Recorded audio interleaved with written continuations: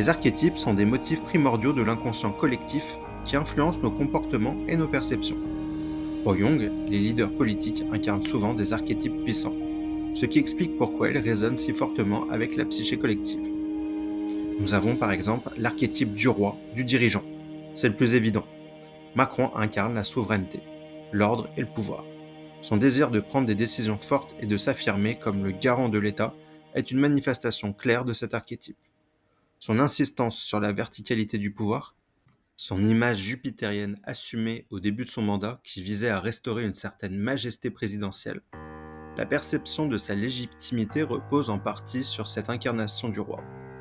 Il y a aussi l'archétype du héros, sa trajectoire politique fulgurante, sa promesse de refaire la France et de surmonter les obstacles du passé. Le héros est celui qui part à l'aventure, affronte les dragons. Là, ce seraient les problèmes du pays, et vise la transformation. Son combat pour la réforme des retraites, présenté comme un passage nécessaire pour le pays, malgré l'opposition populaire massive. C'est, en tout cas selon lui, le héros qui persiste malgré l'adversité.